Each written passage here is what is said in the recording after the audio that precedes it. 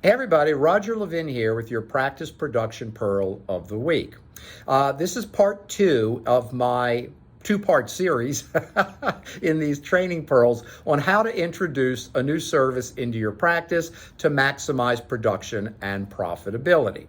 And again, as I said in the last video, pretend you woke up this morning fully trained in a new service. And as a quick review, we talked about the 30-day communications email program. We talked about sending a hard copy invitation-like piece about the new service, and scripting at the front desk for current and new patients. And I mean all current and all new patients. Number three is hygiene. Our hygienists have a lot of time with patients. Give them a script where they talk about the new service. They're not selling it, they're not pushing it, but they're talking about it. And they also have great capability to identify which patients might be a candidate for the service and let the patient and the doctor know. The fourth step is signage, putting visually tasteful signage around the office announcing the new service. And by the way, you do all this for 6 months. You don't do it for a couple weeks, but when patients see signage with an Ask Us at the bottom announcing the new service, you will generate some interest just from patients seeing the signage throughout the office.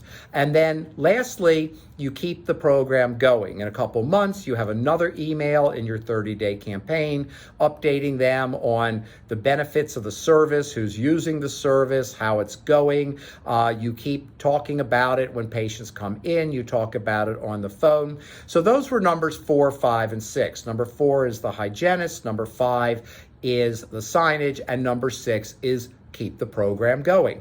And if you do all of that, you will maximize your production and profitability with the introduction of a new service. So many practices go to a lot of time and effort and education to bring an expense to bring in a new service, and they really have a diluted result because they just look for the patients here or there versus generating interest. And then the last piece, number 7, separate would be an external program, not for everybody, but do you want to market this service on social media, in the community, in the local magazines, or do you want to just go internal? I like to go internal first. If that goes well, we might test some external. As always, I wish you increased practice production every year, and I'll see you next week.